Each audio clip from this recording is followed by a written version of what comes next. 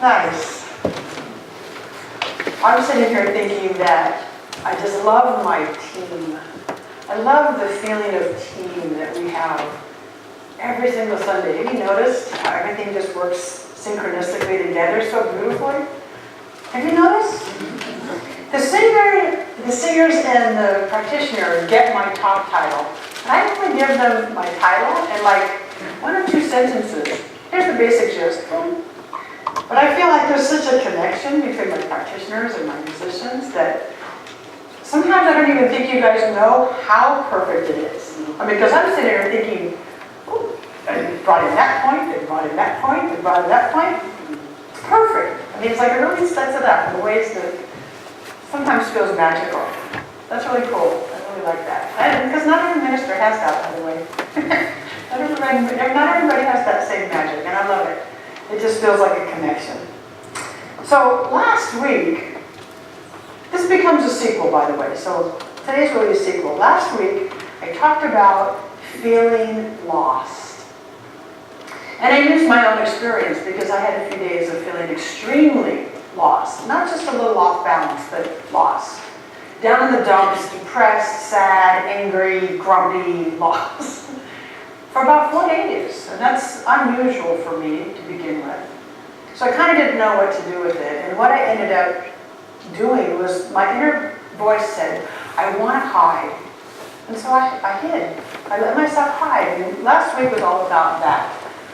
Somewhere in giving myself permission to just hide, I began to seek then that inner spirit again. And eventually I came back out of that. But I was wanting us to all feel the permission to hide. Because sometimes life tells us you got to push forward. You got to pull yourself up by the bootstraps and keep going.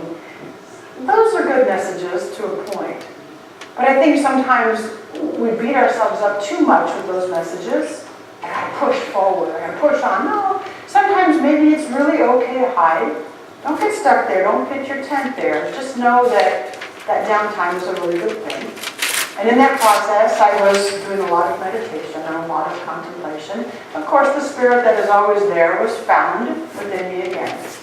So the idea of hiding out then segued into the opposite today, which is about feeling alive. So from feeling lost to feeling alive in 1 week is my own experience. I'm sitting there, so while you were doing I Am So Blessed, and you kicked in with the harmony, I just felt like crying. Music just hits me. It makes me feel alive. Music hits me in a way that just wakes everything up. And good tears, happy tears, came out from me. So we're moving from the lostness to the aliveness. So I want us all to consider, or maybe you've already considered it and it's time to just really deeply embody it, the things that make you feel most alive are the divine urging through you. Not just, oh, I have this vision, or I have this thing I would like to do, this piece of art I'd like to create, or something I'd like to accomplish. That it's actually the divine urge in you, the divine expression wanting to come out of you. I think that too often people block that aliveness. They block that because they think it's a dumb idea. There are no dumb ideas in the spirit. There's no dumb ideas whatsoever. Think of everything you can possibly think of on this planet. And remember, it all came from that same divine one. So the things that make you feel alive are actually that presence pushing through you, saying, come on, express this thing. Feeling alive is that push. Now today I'm going to use music and art because we got going on today. we got music, we got art, that's what's happening. But it can be anything. I just set it up as an example and you can fill in your own blanks. Kind of like, here's how I know it. The things that won't leave me alone, those visionary things, those things that are urging me, those things that I keep catching my attention, like, oh, I ought to try that. Those things that won't leave you alone. In the best sense of that word, those are the things that begin to make us feel alive.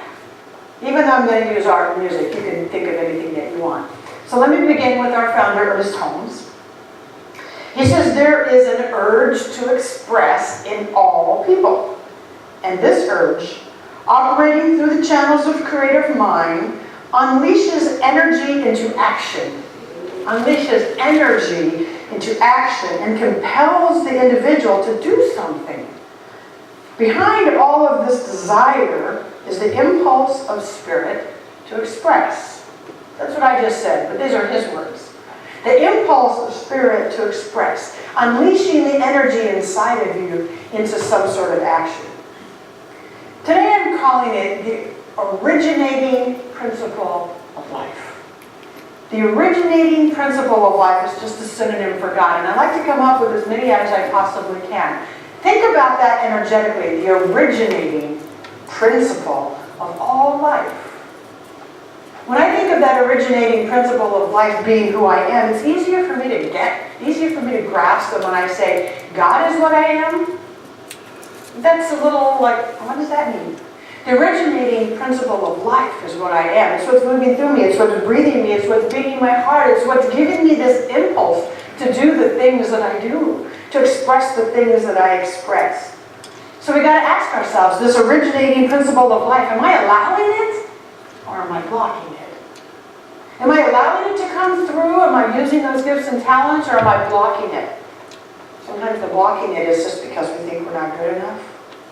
We block it because we think we're not up to the task. We block it because we compare ourselves to somebody else. Or we block it because we think that society's messages are stronger. And we come back to music and art. What's the message in our society when it comes to music and art?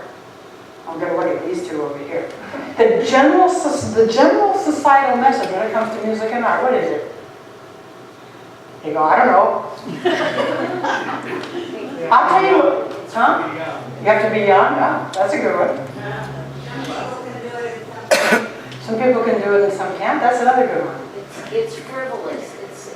It's stored, like, it's not something that you need in your life. Yeah. You gotta go to work, you gotta do Yeah, you hear it's frivolous. It's not a real job. How about it's this? not a real job. Not a real job. How about this one? Musicians and artists don't make any money. That's right. That's the one I had in mind. But all those are good. So they all tie together, right? So some people can do it and some people can't. There's a lot of artists who are rich, but they seem like they're few. There's musicians who are rich, but it seems like they're few, right? It's not a real job. You can't make money. My father was a saxophone player, beautiful saxophone player when he was young, but that was exactly the message he was told. You can't support a family playing the saxophone. So he became an engineer. I'm like, wow. He's this beautiful, talented art, and he becomes an engineer. Because the message said you can't make money being a saxophone player. And I was really thinking about that. You go ask the artist next door, you're going to hear the same thing. A lot of artists have that societal message that says, oh, you can't really make money. Wow, that's a big block. No wonder there's so many artists and musicians who want to express that divine urge, but then the message says, no, you won't be able to do that. It's really sad to me. And I know the power of the societal message. It's the collective consciousness. I know that power. But I want us to move past it. I want us to move past that. Because if you feel that divine urge pushing through you, by all means do it. I'm sure our poets in the room also have heard the same message, haven't you? You've heard that same message.